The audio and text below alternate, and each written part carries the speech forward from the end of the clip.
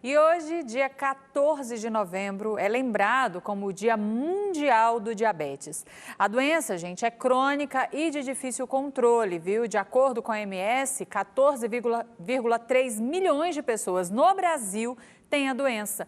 E embora existam diferentes tipos de diabetes, o tratamento é multiprofissional e deve incluir uma equipe que possa dar suporte ao paciente e seus familiares. É importante destacar também que o atendimento médico é fundamental para o tratamento da diabetes, mas também é de extrema necessidade que as pessoas tenham conhecimento sobre a doença e as ações que possam preveni-la ou amenizá-la. É sobre esse assunto que o repórter Lucas Santana está chegando ao vivo, porque ele está acompanhando uma ação lá no Hospital Geral de Goiânia, o HGG, e ele também tem informações com a médica e endocrinologista sobre esse assunto e sobre a importância dessa ação, Lucas, para chamar a atenção da população. Bom dia para você.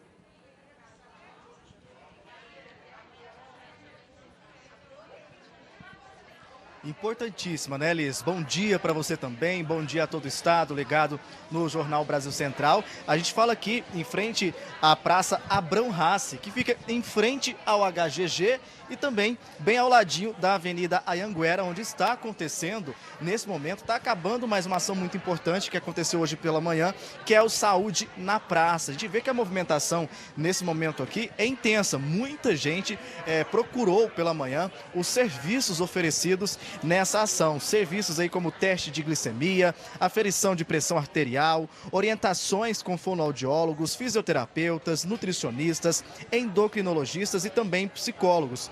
Além disso, aconteceu aqui uma parceria com a Fundação Banco de Olhos de Goiás, que ofereceu aí consultas, exames e orientações do exame chamado do fundo do olho. A gente sabe que o diabetes ela pode ter essa interferência aí, prejudicar a visão da pessoa, prejudicar a locomoção da pessoa. Então, um serviço muito procurado nessa edição do Saúde na Praça, que é uma iniciativa aqui do HGG e da Secretaria de Estado da Saúde, como também do governo do estado de Goiás, preocupado aí com a situação de quem possui essa doença crônica que, infelizmente, quando não tratada, pode prejudicar a saúde de muitas pessoas e até, infelizmente, terminar em morte.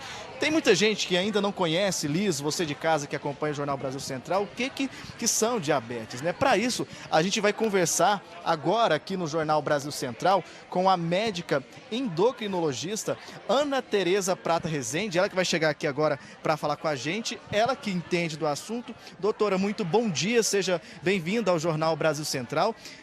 Por mais que seja uma doença infelizmente conhecida e comum para muita gente, as pessoas não sabem, talvez, o que são diabetes, o que provocam. Bom dia, mais uma vez, seja bem-vindo.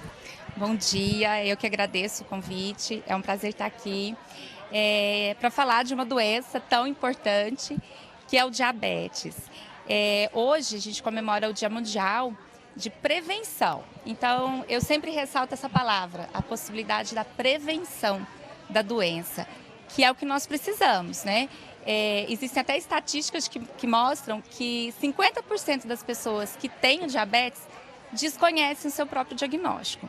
E isso porque é uma doença, na sua maioria das vezes, assintomática. Então, a gente não pode aguardar o aparecimento dos sintomas para buscar pelo diagnóstico. Realmente precisa ter esse rastreio, que é o que visam essas campanhas. Você me perguntou sobre o que é o diabetes. Então, o diabetes, na verdade, ele é uma doença complexa, é multifatorial, mas de maneira bem simples, ela decorre de um distúrbio no aproveitamento, vamos dizer assim, no processamento da glicose no corpo, Basicamente, nós temos o diabetes tipo 1, que decorre da perda da função secretória da insulina, então, por isso o tratamento, na sua maioria das vezes, ele realmente, o paciente necessita do uso de insulina. E o diabetes tipo 2, que é o responsável pela maioria dos casos, que o paciente, pelo menos nas fases iniciais, ele tem a insulina, mas ela não funciona, vamos dizer assim, de maneira adequada. Existe uma resistência à ação da insulina. Então, isso como eu falei, multifatorial. Vamos falar dos principais fatores de risco? Exatamente isso que eu queria saber, né? Você disse sobre os fatores de risco. O diabetes, ela é provocada ou ela pode ser considerada de fator genético? A pessoa pode desenvolver com o tempo? Então, essa pergunta é ótima, né?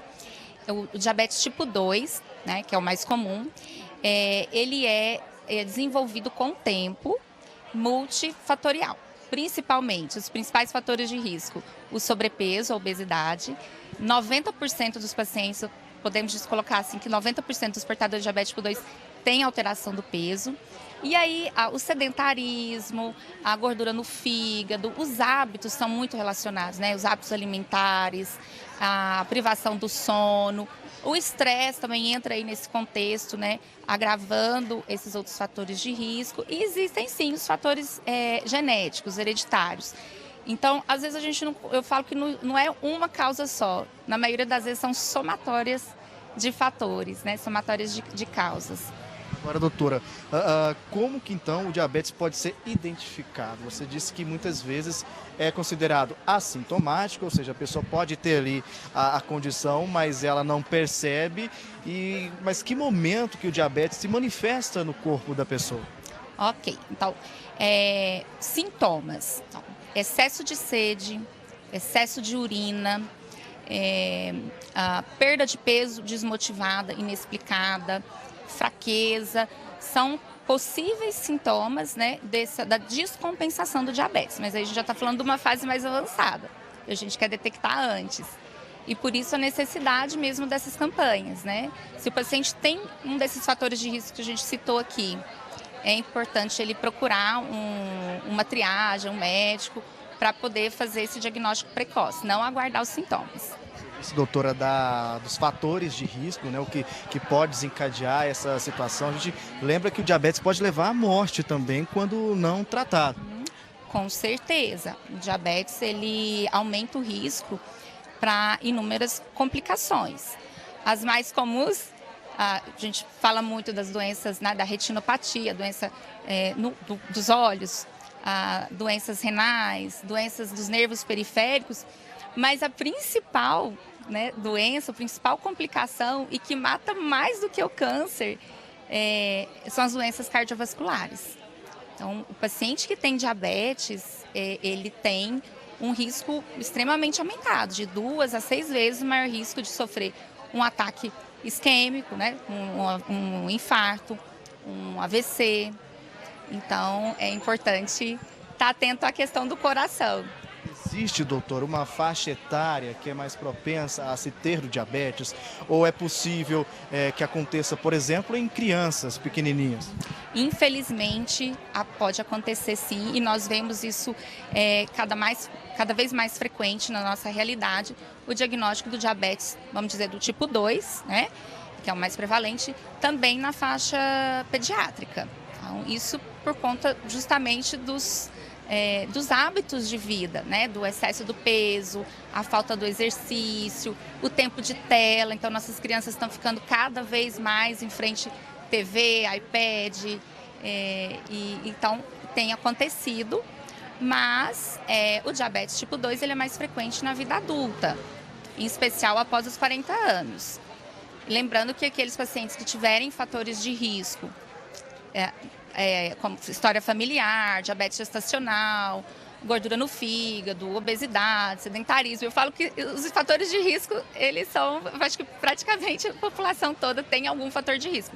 Então, o screening, ele precisa acontecer antes dessa idade, né? Partindo aí da prevenção, então, doutora, já agradeço a participação ao vivo aqui com a gente. A doutora que saiu ali do Centro de Atenção ao Diabéticos veio aqui atender a gente. Obrigado pela participação. Explicou bastante. Então, ela falou um ponto importante aí, Liz, você que está acompanhando também o Jornal Brasil Central, papai e mamãe, existem formas de prevenir essa doença. Então, muito cuidado com a alimentação da sua criança, com o tempo de tela, como a doutora disse. Afinal, ninguém quer ter uma doença, ainda mais uma doença como essa, que é o diabetes. Então, hoje um dia de conscientização, mas na verdade todo dia tem que ser dia de conscientização. Todo dia tem que se tomar cuidado, ter atenção com isso. E em caso de suspeita, procure essas campanhas, o governo do estado de Goiás. E hoje pela manhã, o vice-governador Daniel Vilela esteve aqui na assinatura das obras do HGG. A gente vai acompanhar essa matéria na programação da Brasil Central. E o centro de atendimento, trazendo uma novidade de primeira mão aqui na Brasil Central, vai ser transferido para o HGG nos próximos dias. Então, vai ser centralizado os atendimentos e, claro, atendimento mais próximo de você que está acompanhando a gente. Eu volto ao estúdio aí do Jornal Brasil Central. Inclusive, né, Lucas, muito obrigada pelas essas informações, esses alertas muito importantes, como o Lucas colocou aqui pra gente, é muito importante. Além do tempo de tela, né, Lucas, além de observar o que a criança está comendo, alguns sintomas também são de praxe, né, como a doutora colocou ali, sede à noite, a criança está bebendo muita água, sempre observar quando ela fizer o xixi, até o adulto mesmo fizer o xixi ali no vaso, dá uma olhadinha se não tem formigas ali ao redor, são alguns sinais que dá pra gente prevenir o avanço dessa doença, né, prevenir a forma grave dessas doenças.